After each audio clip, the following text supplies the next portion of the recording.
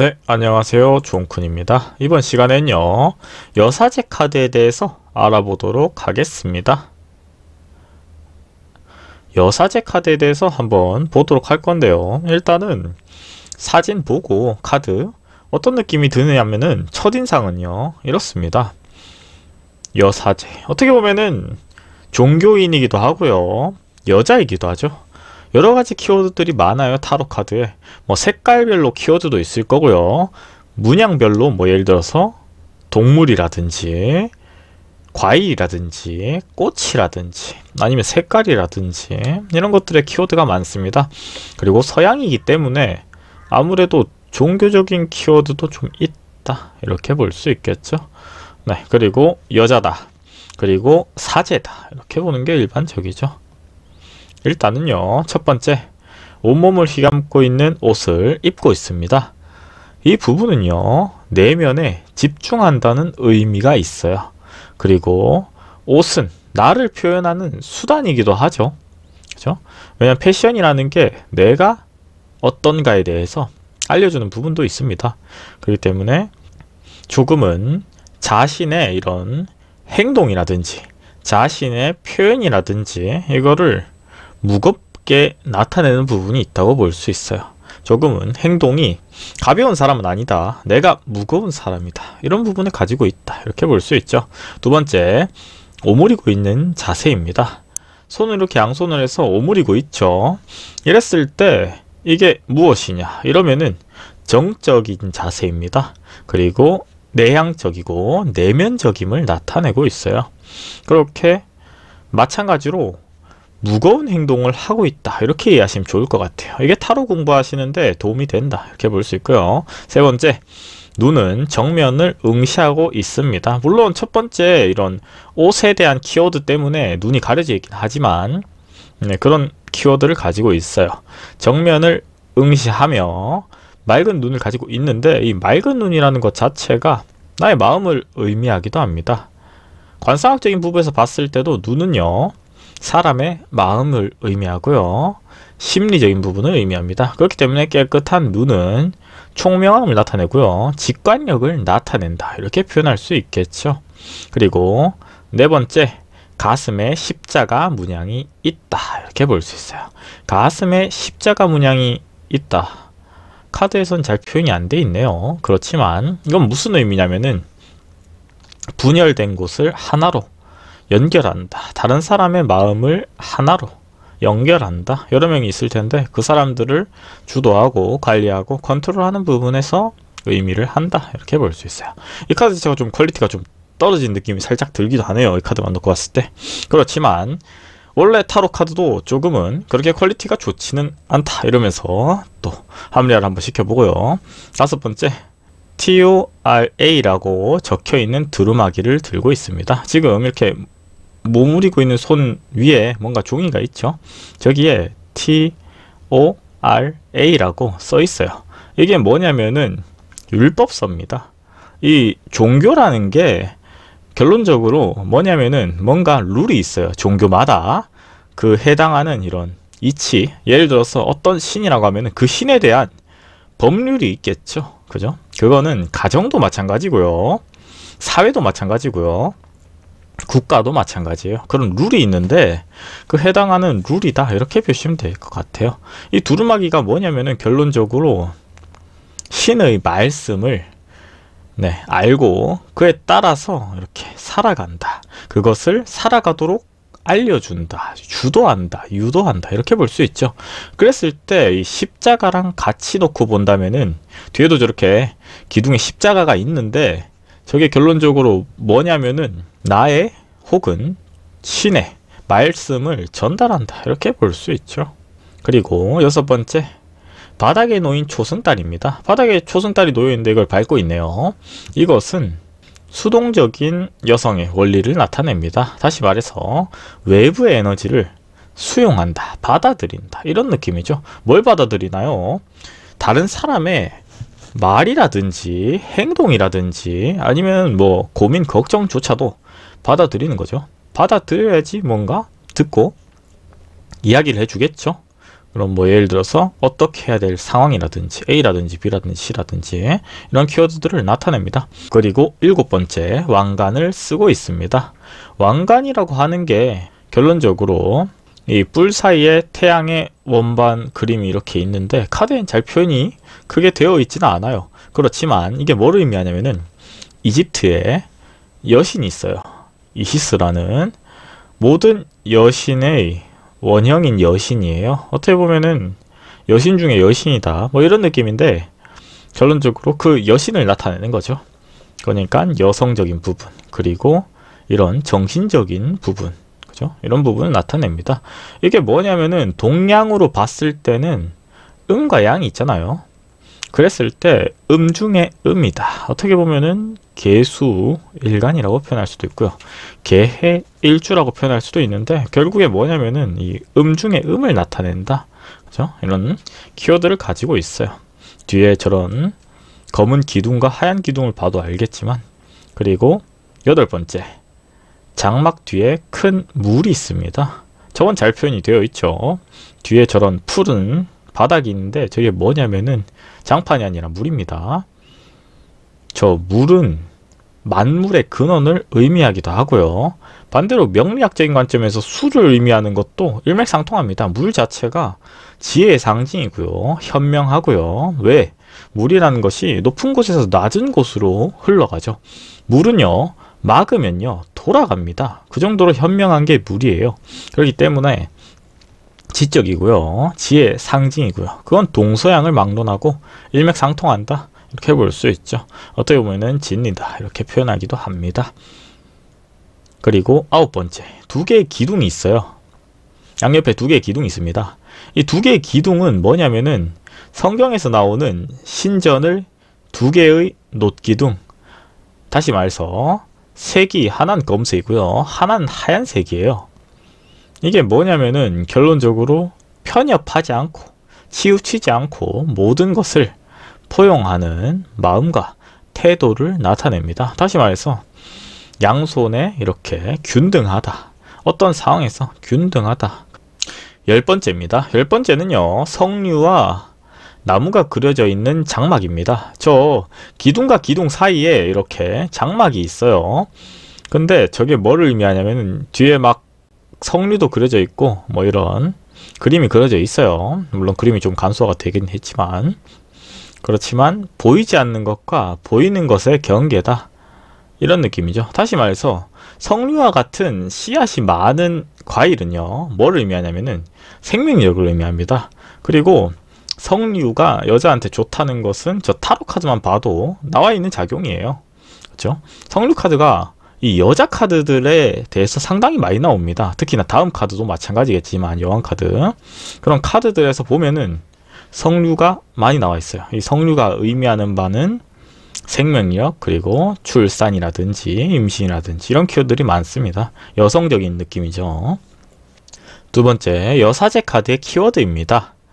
일단은요, 첫 번째 정신성이죠. 위에 상단에 정신성이라고 써있죠.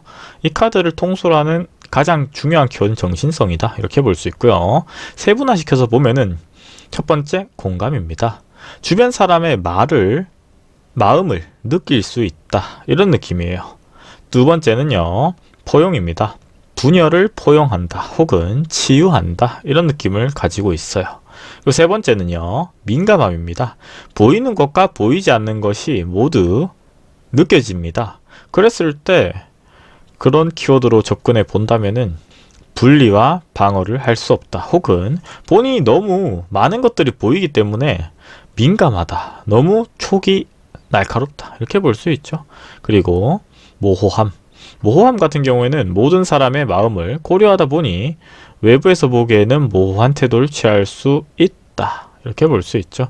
당연하게도 상담을 하다 보면요, 여러가지 사람들에게 이렇게 대치할 때도 있어요. 그렇지만 정답이 없습니다. 그런 부분에서 접근해 본다면은 모호함 역시 포함되어 있겠죠.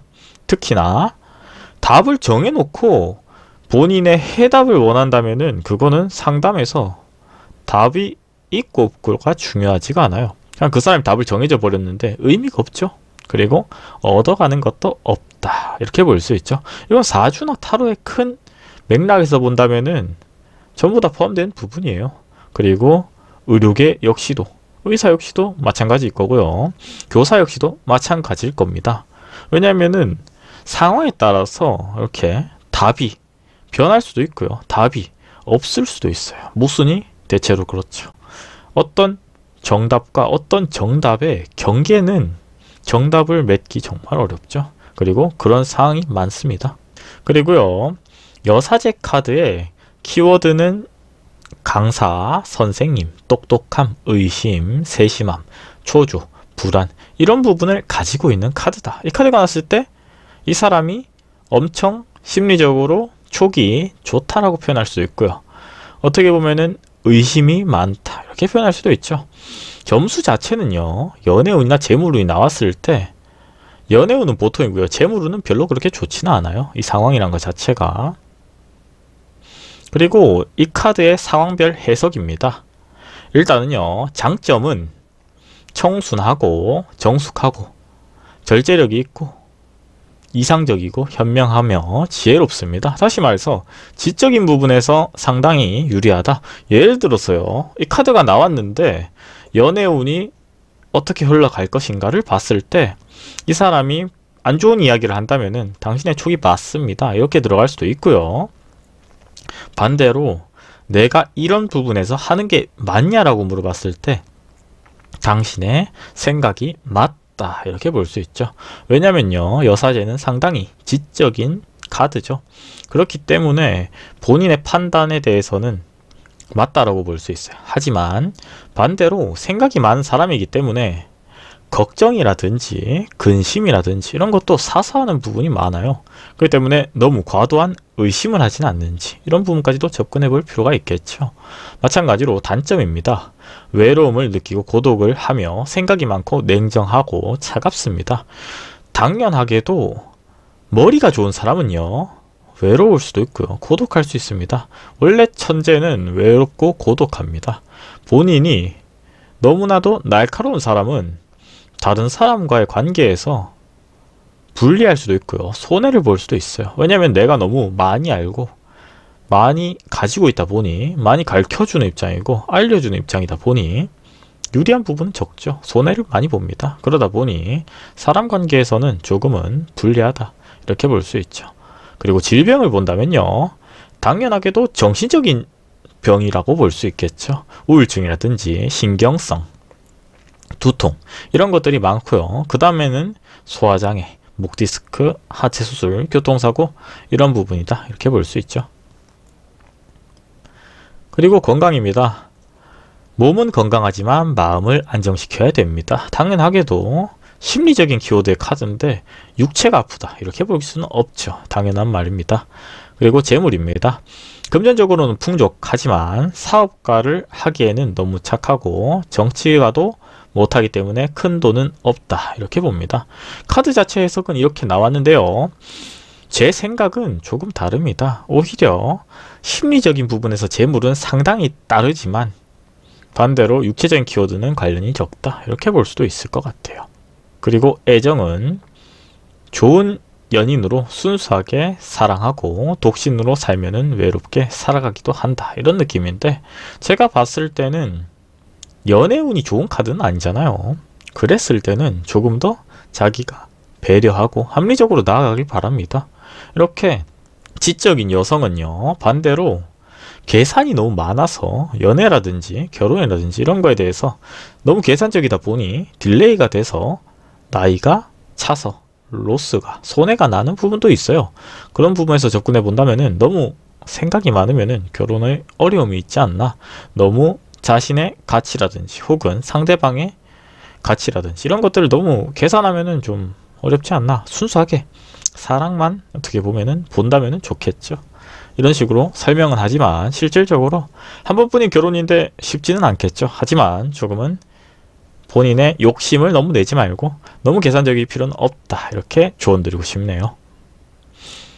그리고 공부, 합격을 보자면은 합격은 상당히 유리하다고 표현할 수 있겠죠. 가히 정신적인 부분이고 지식의 상징인 카드이기 때문에 시험 합격 가능성 상당히 높습니다. 하지만요, 반대로 노력을 안 하고요, 방심한다면은 불리한 키워드가 있다, 이 정도까지만 설명하면 좋을 것 같아요. 합격률은 비교적 높습니다. 근데 높다라는 말이 절대치는 아니죠. 공부 안 하면은 어려운 건 사실이죠. 그리고 직장 및 승진운입니다. 승진은 역시 승진할 가능성이 상당히 높습니다. 그리고 여기서는 직장운은 좋지만 승진 가능성이 없다, 이렇게 표현했는데, 이건 뭐냐면은 직장운은 좋고 자신의 능력은 좋은데 사람 관계에서 조금은 불리하니 사람들 관계에서 어렵다, 이렇게 표현을 했기 때문에 승진 가능성이 낮다라고 표현하지, 실질적으로 저는 승진 가능성도 높다, 이렇게 표현하고 싶어요. 그리고 매매 및 이사입니다. 이사운은 좋지만 이익이 없다, 이렇게 나와 있는데, 제가 봤을 때는요, 이사운은 좋습니다. 하지만 너무 계산적으로 하면은 불리하다, 이런 느낌으로 이해하시면 좋을 것 같습니다. 그리고 여사제 카드의 조언입니다. 남자가 옆에 있어도 외롭다. 이건 심리적인 부분이죠. 채워지지 않는, 어떻게 보면은 자신의 마음에 문제가 있다고 보는 거죠. 남자의 유무가 아니에요. 남자의 문제가 아니고요. 그리고 우울증을 조심해야 된다. 생각이 많으면요, 반대로 만족도가 떨어집니다. 그때 그랬어야지, 그때 어떻게 했었어야 되는데, 이런 자꾸 생각을 하다 보면요, 안 좋은 쪽으로 생각이 됩니다. 반대로 사람 자체가요, 좋은 생각은 그리 오래 가지는 않습니다. 오히려 좋았던 일은 당연했던 게 되고 더욱 위를 바라보죠. 아래를 바라보지는 않아요, 잘. 그런 부분. 솔로는 고민이 많은데 말할 곳이 없습니다. 심리적인 부분에서 반대로 불리하고 고독의 키워드가 있어서 그렇다고 보면 될 것 같아요. 커플은 서로 불똥으로 힘들어합니다. 반대로 이런 카드가 나왔을 때 조언을 드리자면요, 서로서로 양보하고 배려하면 좋을 것 같습니다. 이렇게 말할 수도 있겠죠. 돈 거래 금지, 하던 일 유지, 새로운 투자 금지입니다. 이 부분 역시 촉은 좋으나 재물이나 이런 실질적인 움직이는 키워드는 아니에요. 이 카드 자체가 정적이라는 말 자체가 자세를 오므리고 있고요. 이런 느낌은 움직이는 카드는 아니죠. 동적인 카드가 아니기 때문에 변화를 추가할 필요가 없어요. 하던 일을 유지하는 것을 추천드리고 싶습니다. 이번 시간에는요, 여사제 카드에 대해서 설명해 드렸고요. 다음 시간에는요, 여황제 카드에 대해서 알아보도록 하겠습니다.